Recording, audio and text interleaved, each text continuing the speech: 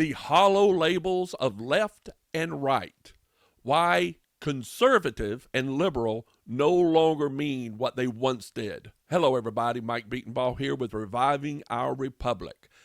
In today's political discourse, the terms conservative and liberal are tossed around with the casual certainty of sports team slogans.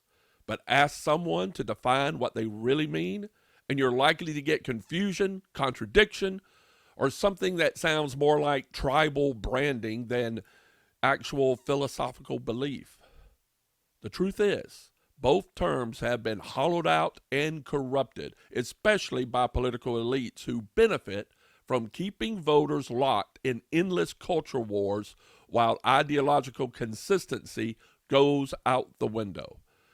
A casualty in this drift is the word conservative, which now functions more as a label than a principle.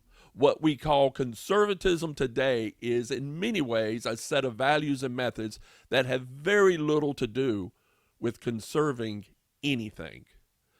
To reclaim these words, we first have to go back to their roots. Liberalism, classically understood, was about the dignity and liberty of the individual.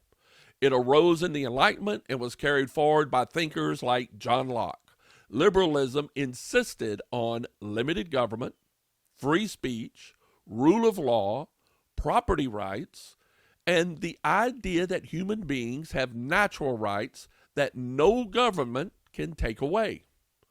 Conservatism, as articulated by Edmund Burke and others, was not the opposite of liberalism, but a corrective to its excesses. Where liberalism saw potential in individual freedom, conservatism saw danger in unchecked ambition. Conservatives believed that tradition, faith, family, and community were necessary to shape the character of free people and preserve order in the midst of liberty. Conservative champions gradually changed reverence for institutions and restraint for power, especially centralized power. So, you could say that liberalism emphasizes liberty and conservatism emphasizes responsibility. When in balance, they protect freedom and maintain order. When unmoored from principle, both become dangerous.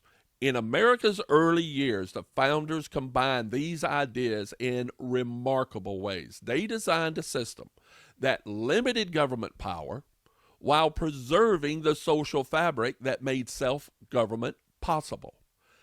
This balance, however, began to fray in the 20th century.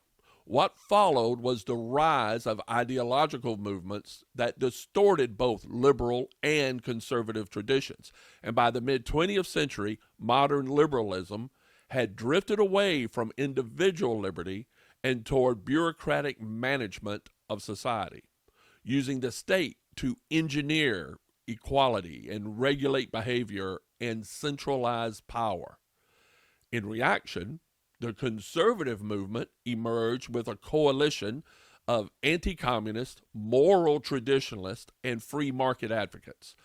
But even this new conservatism was not immune to liberal tendencies. In fact, two of its most iconic leaders, Barry Goldwater and Ronald Reagan, helped redefine the right as kind of a muscular, globally assertive movement that leaned heavily on federal government to achieve its aims.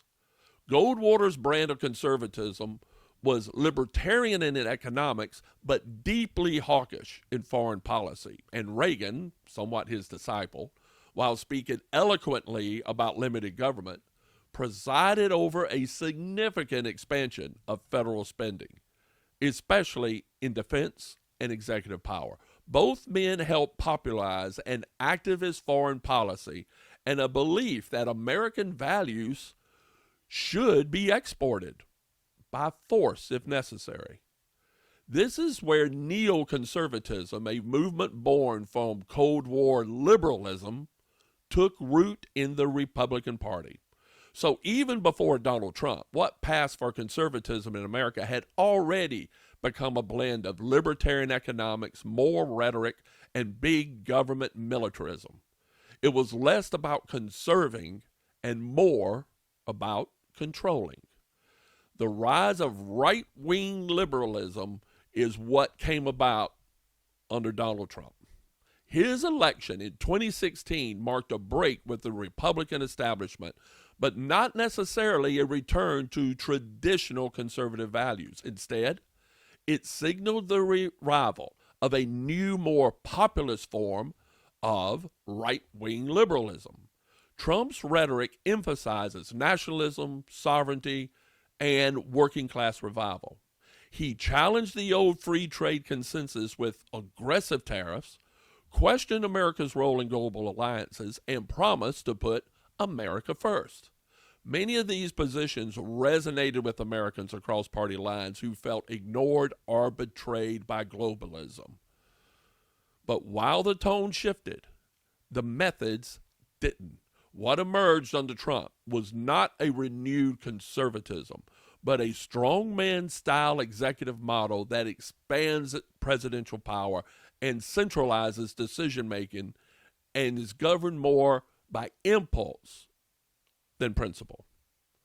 Power was concentrated at the top. Rhetoric replaces policy depth, and traditional institutions, from the judiciary to federal agencies, were viewed as tools to be either used or obstacles to be bypassed and squashed.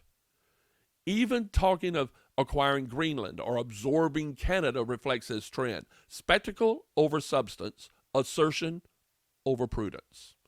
None of this is inherently conservative. It is right-wing liberalism, a form of political identity that shares with modern liberalism a willingness to use centralized power to advance its goals, only in a different ideological direction. This brings us to an important distinction that too few understand. Being socially conservative does not make one politically conservative. Many in today's so-called conservative movement are deeply committed to moral or cultural values, pro-life causes, religious liberty, traditional marriage. But when it comes to government, they often support policies that grow the size and scope of the state so long as it serves their cause. True conservatism, however, isn't just about what you believe. It's about how you believe it should be implemented. A conservative approach to government insists that the power to effect change should come from the people themselves through families, churches, communities, and local governments, not from Washington, no matter who holds the reins. If we ask the federal government to fight our moral battles for us, we are no longer conserving anything. We are simply building a different kind of empire.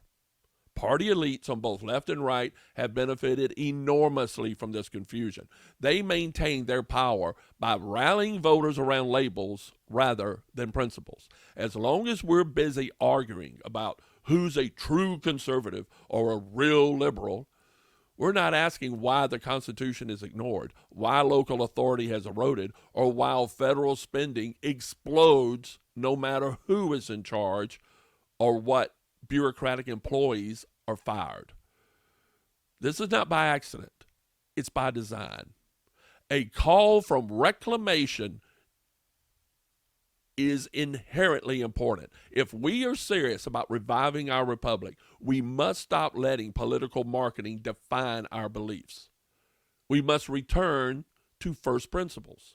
True liberalism means defending the freedom of the individual, not enforcing ideological conformity. True conservatism means preserving institutions and values that make liberty possible, not burning them down in the name of winning. We need a new movement that rises above party, above personality, and above the cheap thrill of owning the other side. We need a movement grounded in humility, constitutional order, moral discipline, and community restoration. Today's conservative movement is not truly conservative. It is a hybrid of populist liberalism, economic nationalism, and centralized power wrapped in traditional rhetoric. It may oppose the cultural left, but it often mirrors its methods, using government to dominate and not to restrain. Conservatism has never been about ruling from the top. It has always been about cultivating virtue from the bottom up.